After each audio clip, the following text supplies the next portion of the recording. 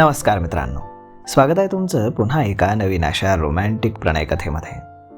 तर मग चला सुरुवात करूयात आजच्या या भागाला. गोव्याला जाण्यासाठी सर्वांचं ट्रेनचं तिकीट आता बुक केलं गेलं होतं. दादरला सगळे भेटणार होते.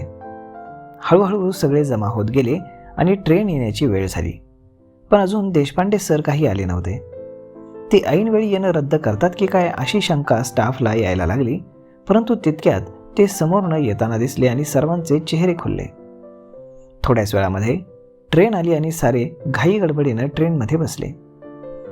काही वेळ आपल्या जागा घेणं आणि सामान ठेवणं यामध्ये गेला. हळूहळू वातावरण मोकळं होऊ लागलं. सर्वांचे सीट्स एकत्र होते, फक्त सरांची सीट काही लांब होती.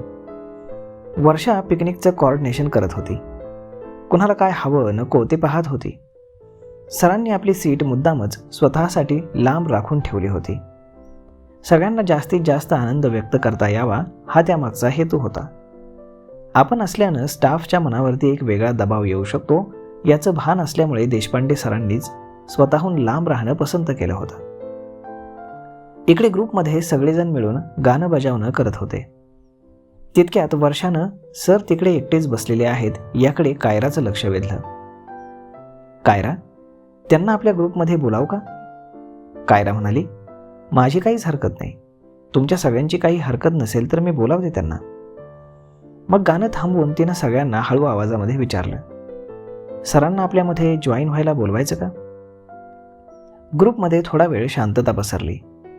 मग हळूच कोणीतरी म्हणालं, काही हरकत नाही. सर आता पूर्वीसारखे राहिले नाहीत. त्यांनाही आपल्यासोबत एन्जॉय करू द्या. कायरानं ते ऐकलं आणि ती उठली. सर कोपऱ्यातल्या सीटवरती बसले होते. ती तिकडे गेली. इकडे पुन्हा एकदा ग्रुपमध्ये गाण्याचा आवाज वाढू लागला. कायराने पाहिलं तर देशपांडे सर खिडकीला डोकं लावून डोळे बंद करून बसले होते. कायरा तिथं काही क्षण थांबली. सरांना बहुतेक याची जाणीव झाली असावी. त्यांनी लगेचच डोळे उघडले आणि तिच्याकडे वळून म्हणाले, येस कायरा, एनी प्रॉब्लेम?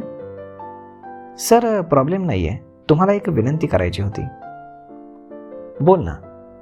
तुम्ही इकडे एकटेच बसले आहात आणि आपला ग्रुप तिकडे एन्जॉय करतोय. सगळेजण मस्त गाणं वगैरे धमाल करतायत.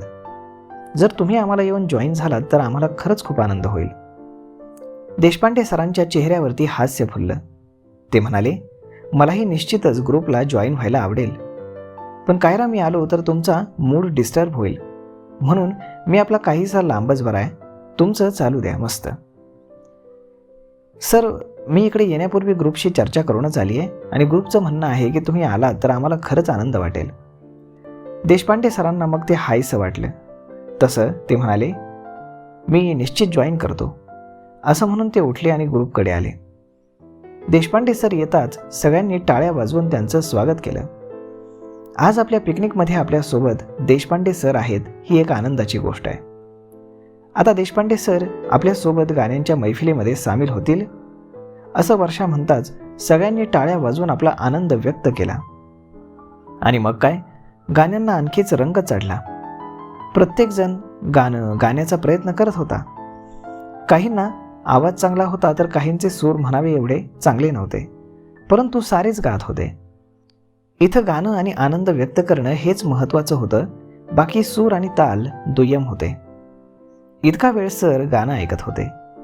सुलभाचा आवाज सुंदर होता.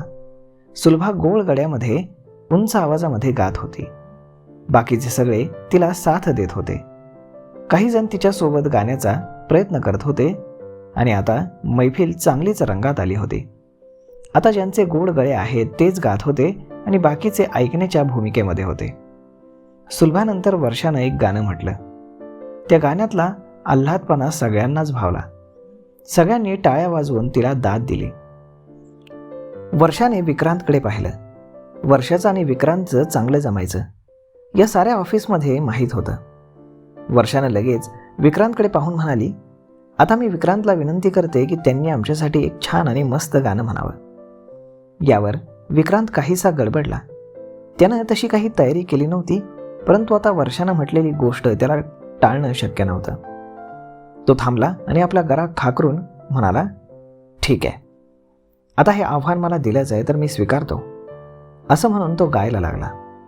किशोर कुमार यांचं ए मेरे दिल के चैन हे गाणं तो अतिशय स्टाईलनी गाऊ लागला आणि इकडे सगळेजण टाळ्या वाजवू लागले. तो गात असताना वर्षाकडे तो अधूनमधून पाहायचा. तिच्या चेहऱ्यावरनं कळत होतं की तिच्या मनामध्ये गोड लहरी निर्माण होत आहेत. त्यानं गाणं संपवताच टाळ्यांचा कडकडाट झाला. वर्षानं कायराकडे हात केला. मित्रांनो, आता तुम्ही हृदयावरती हात ठेवून बसा. जबरदस्त गायिका आणि आपल्या सगळ्यांची बॉस एक सुंदर असं गाणं आपल्या सर्वांसाठी सादर करणार आहे. कायरा नको नाही म्हणाली, परंतु तिचं कोणीच ऐकत नव्हतं. त्यात देशपांडे सरांनी पण तिच्याकडे पाहिलं आणि म्हणाले, कायरा, सगळ्यांचा आग्रह आहे तर तू गायला हवंस. कायरानं क्षणभर डोळे मिटले आणि तिनं आवाज लावला. तिचा आवाज गोड होता. ती गायला लागली, हम ते जिसके सहारे वो हुए ना हमारे, जब भी दिल की नया सामने आई थे किनारे. हे गाणं गाताना ती जगाला अगदी विसरून गेली होती आणि सारा ग्रुप तिचं गाणं ऐकत होता, आनंद घेत होता. तिचं गाणं कधी संपलं हे लोकांना कळालंच नाही. ती थांबल्यानंतर काही क्षणात शांतता झाली आणि मग सगळ्यांनी टाळ्या वाजवायला सुरुवात केली. वा कायरा, किती सुंदर गातेस तू. आज जर आपण पिकनिकला आलो नसतो तर तुझी ही कला आम्हाला कळालीच नसती. देशपांडे सर म्हणाले. तसेच सगळेच हसले. सर, आपल्या या स्टाफमध्ये खूप कला आहेत, हळूहळू कळतीलच आपल्याला. वर्षानं म्हणताच संपूर्ण स्टाफ हसायला लागला. वातावरण एकदम खेळीमेळीचं झालं होतं. देशपांडे सर गटाचा एक भाग होऊन गेले होते. आता ते कंपनीचे मालक नव्हते तर त्या गटातील सदस्य होते, सर्वांचे मित्र होते. वर्षा म्हणाली, आता आपण सगळ्यांचीच गाणी ऐकली आहेत आणि आता वेळ आली आहे. ती थांबली तसं व्यंकटेश ओरडला, देशपांडे सर. हो, बरोबर ओळखलत, वर्षा म्हणाली आणि सगळ्यांच्या नजरा देशपांडे सरांकडे वळाल्या. आता देशपांडे सर काय बोलतायत याकडे सगळ्यांचं लक्ष लागलं होतं. देशपांडे सरांनी आपल्या ग्रुपवर एक नजर टाकली आणि ते बोलायला लागले, मी कॉलेज जीवनामध्ये खूप गाणी गायली आहेत आणि मधल्या काळामध्ये या बिझनेस आणि व्यापामुळे गाणं काहीसं माझ्यापासून दूर गेलं. तुम्ही मला गाण्याच्या जवळ आणलत आणि उभं केलं. मी गाण्याचा प्रयत्न करीन, परंतु चांगलंच गाईल याची मी खात्री देऊ शकत नाही. सर, तुम्ही कसंही गायला तरी आम्हाला आवडेलच. दिनकर असं म्हणताच पुन्हा एकदा हशा पिकला. अरे, असं काय म्हणतोयस दिनकर? आता इथे मी काही तुमचा बॉस नाही आहे. गाणं नाही आवडलं तर तसं तुम्ही स्पष्ट बोला, मला चालेल. हे ऐकून सगळ्यांनीच टाळ्या वाजवल्या आणि मग एक पॉज घेऊन देशपांडे सरांनी आवाज लावला, हमें तुमसे प्यार है कितना ये हम नहीं जानते. हे गाणं ते अगदी मनापासून म्हणत होते. विशेष म्हणजे त्यांचा एकही सूर इकडचा तिकडे होत नव्हता. अतिशय तन्मयतेनं ते गात होते. एखादा व्यावसायिक गायकाच्या तोंडून गाणं ऐकतोय असं साऱ्या स्टाफला वाटायला लागलं होतं. काही वेळानं सरांचं गाणं थांबलं तसं सर्वांनी जोरदार टाळ्या वाजवल्या आणि सरांच्या गायकीला दाद दिली. सर, तुम्ही तर खूपच एक नंबरचे गायक आहात. किती सुंदर गाताय तुम्ही.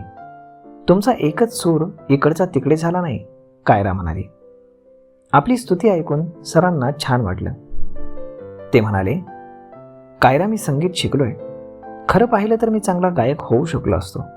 मला शास्त्रीय संगीत सुद्धा गाता येतं. निश्चितच सर, कधीतरी आम्हाला या तुमच्या मैफिलीत शास्त्रीय संगीत ऐकायला आवडेल. हो, जरूर जरूर.